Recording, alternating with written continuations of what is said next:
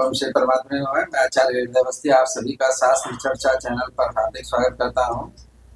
प्रातः स्मरणीय पूज्य गुरु जी पंडित भगवत शरण शुक्ल वेदवर्ती तपोनिष्ठ गीता उपनिषद पुराण धर्मशास्त्र विशेषज्ञ और व्याकरण विभाग के पूर्व विभाग अध्यक्ष काशी हिंदू विश्वविद्यालय वाराणसी हम लोग को चरक संहिता पर शास्त्रीय ज्ञान दे रहे हैं और शारीरिक स्थान का चौथा अध्याय है और अंतिम क्रम उसमें चल रहा है और यहाँ पर मानस प्रवृत्तियों की चर्चा चल रही है। तो अब गुरु जी से सरल ज्ञान लेने के लिए चलते हैं। यल्लीलायित विश्वमेतदखिलं यस्मिन् पुनर्लीयते यस्मात् स्थावर जंगमात्मकमिदं लोकं दरीदृश्यते भासा यस्य विभान्ति सर्वजगतः ज्योतिंषि सर्वात्मना तं देवं जगदेक कारणमयं वंदे त्रिलोकीश्वरं। कृष्णाय वासुदेवाय हरये परमात्मने प्रणत क्लेशनाशाय गोविंदाय नमो नमः।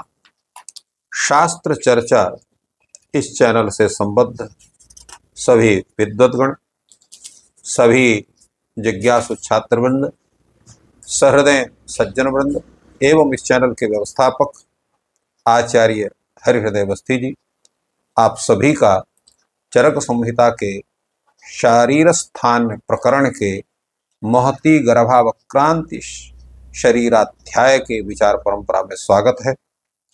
हम लोग वर्तमान में राजसत्व के निरूपण में हम लोगों ने राजसत्व के 6 भेदों में से 5 भेदों की चर्चा कल की थी। आज 6वें भेद की चर्चा कर रहे हैं। अनुशक्त काम मजस्रमाहार विहार परमनवस्थित ममर्षण मसंचयम शाकुनम विद्यात्। शाकुन सत्व, शकुन शब्द पक्षीवाची है, इसलिए शकुन शब्द भी ये पक्षीवाची कहेगा। शकुनस्य इदम शाकुनम, अर्थात पक्षी संबंधी जो गुण हैं वो जिसमें हो तो वो शाकुन सत्व कहलाता है। क्या क्या उसमें होते हैं, गुण क्या स्वरूप होता है?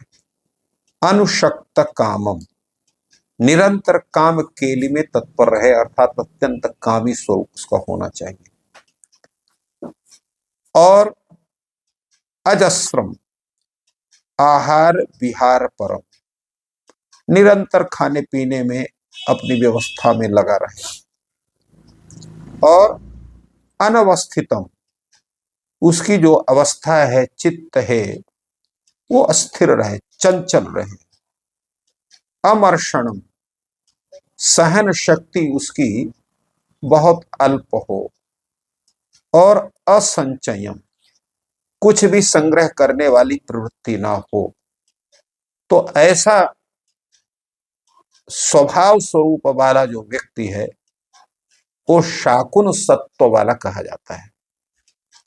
तो इत्येवं खरु राजसस्य सत्वस्य षड्विधम भेदांशम विद्यात् रोषान सत्व। आचार्य कहते हैं कि इस तरह से राजस के राजसत्व को ये जो 6 भेद हैं, उन 6 भेदों के भेदांशों को जानना चाहिए, जो हमने पूर्व में बतलाया। उन 6 भेद में जो पहला भेद है वह जो है वो राक्षस सत्व का है। द्वितीय पैशाच भेद है। तीसरा जो है वो सार्प भेद है। चौथा सार्प भेद है। और 5वां जो है वो प्रेत भेद है। और 6वां ये शाकुन भेद है। तो इस तरह से अब ये जितने भी हैं ये रोष के अंश हैं, अर्थात क्रोध के कारण ही इन स्वरूपों का होता है और उसके कारण ये भेद उसके बनते हैं। निराकर्षणु अमेधसम जुगुप्सिताचाराहारम मैथुन परम स्वप्न शीलम पाशपम विद्यात्।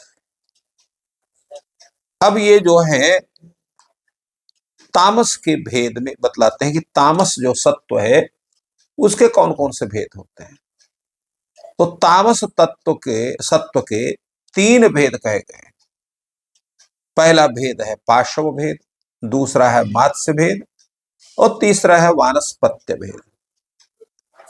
अर्थात पशु, जलचर और वनस्पतियां, इनका जो मूल स्वभाव है वो तामस स्वभाव है।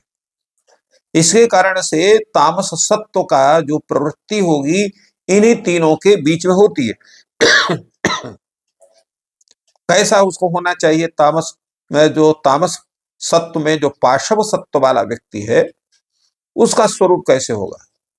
तो निराकर्षण, जो कुछ भी निराकरण करने में सक्षम नहीं है, अपने आई हुई विपत्ति का दूर करने की कोई चेष्टा करने में वो समर्थ नहीं होता है,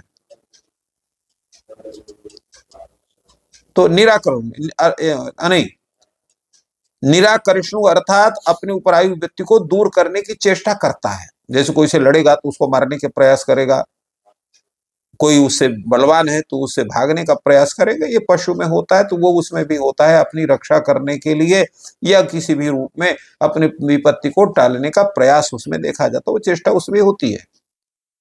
किंतु अमेधसम, मेधा शक्ति उसमें नहीं होती है, कुछ विचार शक्ति उसमें नहीं होती है। जुगुप्सिता चाराहारम,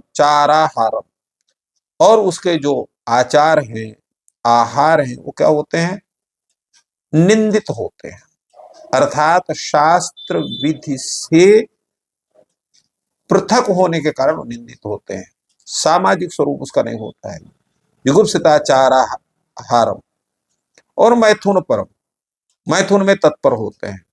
स्वप्नशीलम, सदैव सोते रहते हैं, अर्थात आलस्य से भरे होते हैं। तो ऐसे तामस सत्व वाले व्यक्ति जो है वो पाशव सत्व वाले माने जाते हैं। इसी तरह से मात्स्य, भीरु मबुध माहार लुब्धम अनवस्थित मनुशक्त काम क्रोधम शरणशीलम तोय कामम मात्स्यम विद्या। मात्स्य सत्व का स्वरूप क्या है? भीरु, हमेशा डरने वाले, सबसे डरते रहते हैं। अबुधम, और उनका जो है बौद्धिक शक्ति नहीं रहती है। आहार लुब्धम, हमेशा आहार की चिंता कर रहते हुए आहार के लोभी होते हैं। अनवस्थितम, अनवस्थित अर्थ अस्थिर स्वभाव वाले, अर्थात चंचल स्वभाव वाले होते हैं। और अनुशक्त काम क्रोधम, काम और क्रोध से सने रहते हैं, हमेशा उनको काम क्रोध उनके ऊपर सवार रहता है। और कैसे हैं? शरणशीलम, निरंतर जो है वो चलते रहते हैं। और तो यह काम, सदैव पानी पीने की इच्छा रखते हैं। तो ऐसे जो सत्व हैं उनको मात्स्य सत्व कहा जाता है। तामस का द्वितीय भेद है। तृतीय भेद क्या है? वानस्पत्य भेद है। क्या है उसका? अलसम केवलम अनिविष्टम आहारे सर्वबुद्ध्यंगहीनम वानस्पत्यम विद्यात्। वानस्पत्य सत्व यह है अलसम, केवल आलसी हो, केवलम अनिविष्टम आहारे, और भोजन के प्रति ही जिसका अभिनिवेश और कुछ नहीं चाहिए। सर्वबुद्ध्यंगहीनम, बुद्धि के जितने भी हैं अंग उनसे सब सही है, किसी प्रकार बुद्धि का प्रयोग कुछ भी नहीं करना है। तो ऐसा जो स्वभाव वाला व्यक्ति है उसको वानस्पत्य सत्व, वो राजसत्व उसका समझना चाहिए। तो इस प्रकार तामस के जो ये तीन प्रकार के सत्वों के भेद हैं जो मोह के द्वारा होते हैं, जैसा गीता में कहा गया है कि जो सत्व है वो उसका प्रकाशक स्वरूप है, जो राजस है उसका जो है राग द्वेष उसका स्वरूप है, और जो तामस है उसका मोह स्वरूप है। तो इसलिए मोहांशत्वात् त्रिविधम भेदांशम विद्यात्, ये अपर आचार्य कहते हैं। तो इस प्रकार इत्यपरिसंख्येय भेदानाम त्रयणम विसत्वानाम भेदैक देशो व्याख्याता। यद्यपि ये अनेक भेद हैं, अपरिसंख्य भेदानाम, अनेक अनेक भेद हैं इनके, तो त्रयाणाम अपि सत्वानाम अर्थात सात्विक सत्व, राजस सत्व और तामस सत्व, इन्हीं के केवल तीनों के भेदों को, उन भेद सत्वानाम भेदैक देशा, उनका केवल एक भाग बतलाया गया है।